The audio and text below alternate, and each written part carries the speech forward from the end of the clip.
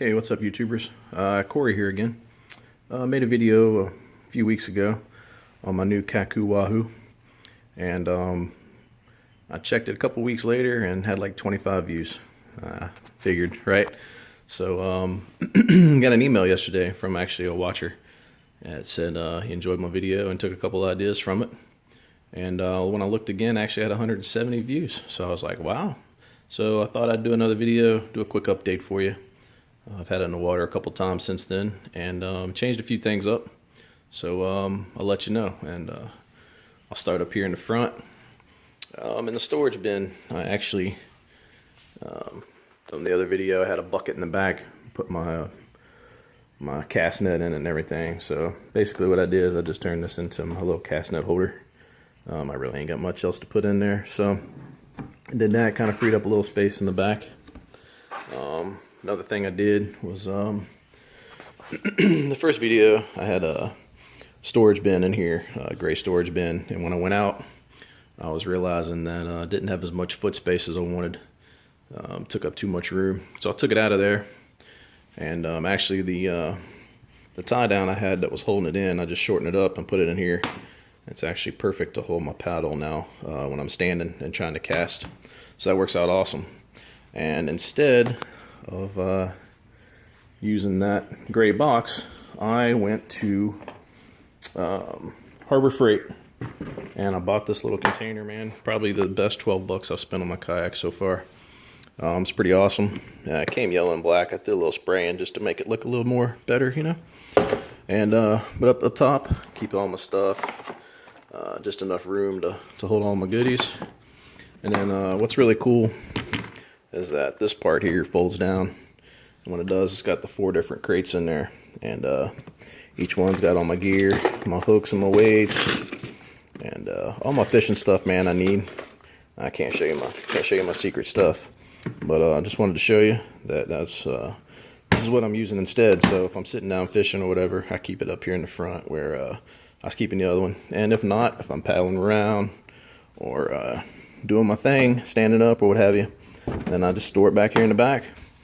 I was telling you last time I couldn't really afford the Engel cooler.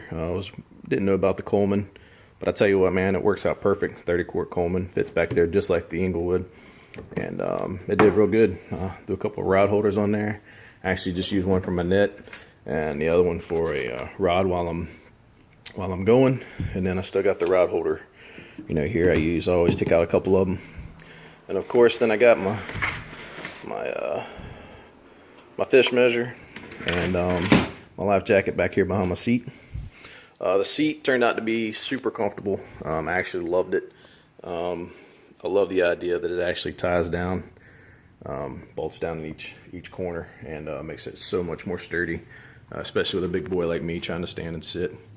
Also, I went out and went ahead and bought me a ramrod fishing rod holder for my Yak Attack track system. It was a little expensive. It was like 36 bucks, but it works out perfect, man, because when I was up here, I didn't have a rod holder in the front, and when I'm trying to mess around with other stuff or rig them other line, I didn't really have anywhere to put my rod and reel, so works out perfect. I'll walk you around here. A couple other little things I did. Let's see.